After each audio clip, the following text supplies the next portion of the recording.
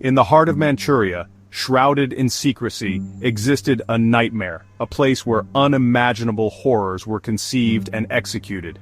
This was not a figment of a disturbed mind, but a horrifying reality that left scars on the very fabric of humanity. Unit 731, a covert branch of the Imperial Japanese Army, operated under a veil of darkness, hidden from the world's scrutiny. Its purpose: biological warfare research and development, a sinister endeavor masked by scientific pursuit. This unit, cloaked in euphemisms and lies, was a factory of human suffering, where countless lives were subjected to inhumane experiments. From 1935 to 1945, it cast a long, dark shadow over humanity, leaving a legacy of pain and sorrow. The world was oblivious to the horrors unfolding within those walls, as everyday life continued unperturbed. The unit's existence, a closely guarded secret, was unknown to the outside world, hidden behind locked gates and guarded buildings.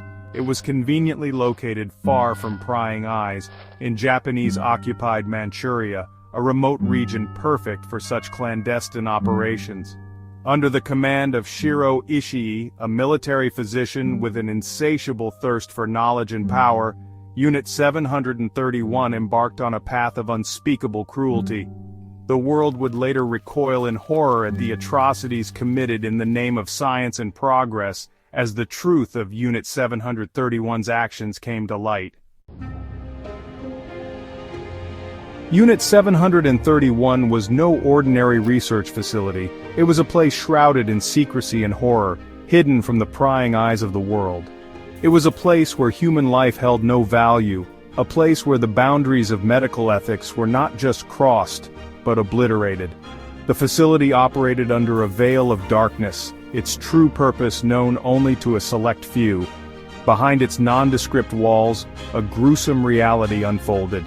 The air was thick with fear and the stench of death. Thousands of innocent people, mostly Chinese but also Russians, Koreans and others, were imprisoned within this living nightmare.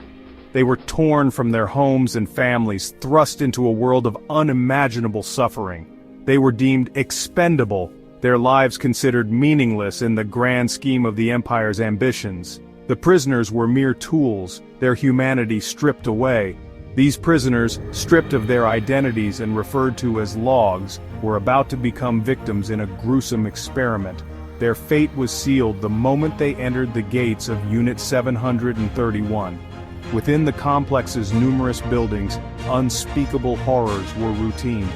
The walls of these rooms bore witness to countless atrocities. Vivisections, often performed without anesthesia, were commonplace.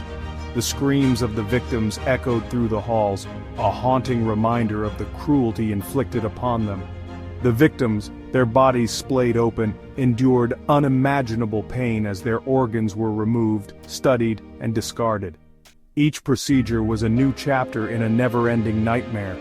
The screams, muffled by the thick walls, were never heard by the outside world. The silence outside was a stark contrast to the horror within. The researchers, desensitized to the suffering, meticulously recorded their observations, their faces devoid of empathy, their pens documenting the macabre experiments in chilling detail, each note a testament to the depths of human cruelty. The victims of Unit 731 were not seen as human beings. They were subjects, research materials, logs to be experimented on and disposed of without a second thought. Men, women, children, even pregnant women were subjected to unimaginable horrors. Their suffering, their pain, their pleas for mercy were all ignored.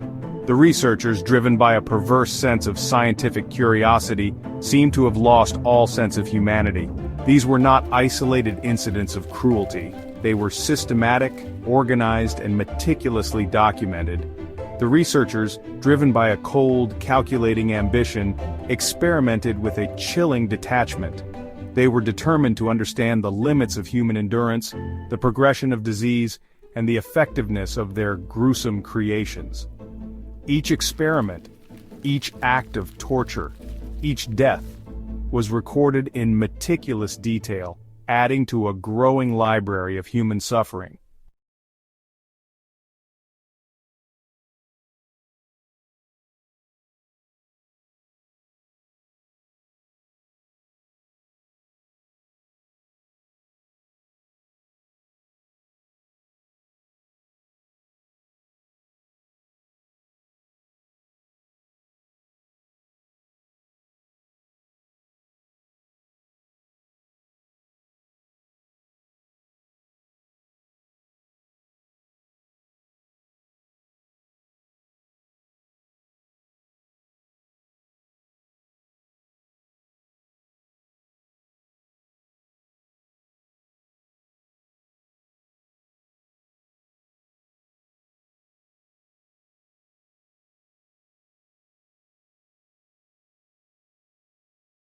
inflicted was immense.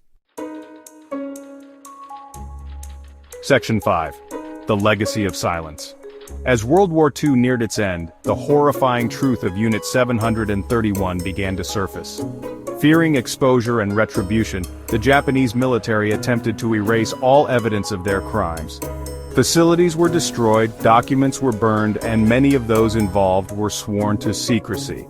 Despite their efforts, the truth could not be entirely buried.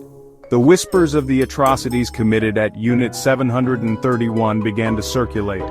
Survivors, bearing the physical and psychological scars of their ordeal, started to share their stories. The world, still reeling from the horrors of the war, found it hard to comprehend the scale of cruelty perpetrated within those walls.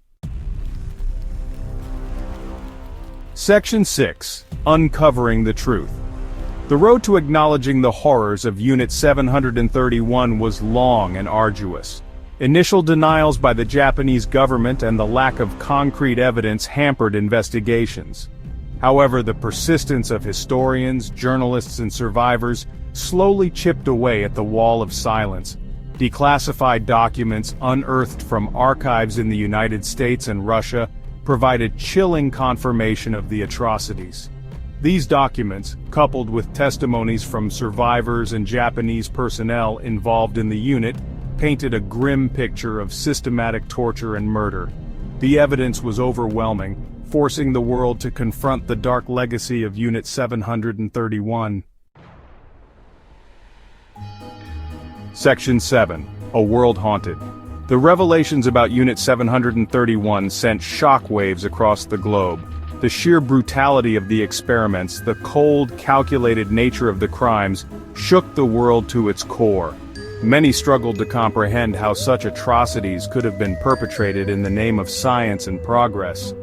The legacy of Unit 731 extends far beyond the immediate aftermath of World War II. It serves as a chilling reminder of the dangers of unchecked ambition, and the ease with which humanity can be stripped away in the pursuit of power and knowledge. The ghosts of Unit 731 continue to haunt us, a stark warning from history. Section 8. The Weight of Denial.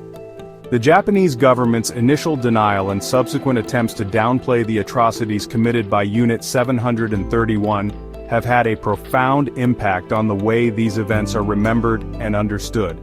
The lack of a full and official acknowledgement continues to fuel anger and resentment, particularly in China and Korea, where the majority of the victims originated.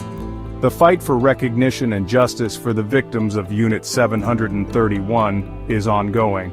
Survivors and their families continue to demand a formal apology and reparations from the Japanese government. The weight of denial hangs heavy, a painful reminder of the horrors that unfolded and the responsibility that remains unaddressed. Section 9. Remembering for the Future. The story of Unit 731 is not just a historical account of a dark chapter in human history. It is a narrative that continues to resonate, reminding us of the depths of human cruelty and the resilience of the human spirit. It is a stark reminder of the fragility of peace, the dangers of unchecked power, and the importance of remembering even the most uncomfortable truths. These lessons are crucial as we navigate the complexities of our modern world. By confronting the horrors of the past, we strive to learn from them, to prevent such atrocities from ever happening again. Education and awareness are our strongest tools in this endeavor. The importance of remembering Unit 731 lies not in perpetuating hatred or resentment, but in understanding the human capacity for both good and evil. This understanding fosters empathy and a commitment to justice. It is a call to action, a reminder that we must remain vigilant in the face of injustice and committed to upholding the dignity and rights of all people. This vigilance is essential in building a more just and peaceful world. Only then can we hope to build a future where such horrors are relegated to the history books, never to be repeated. Our collective memory serves as a beacon, guiding us towards a better tomorrow.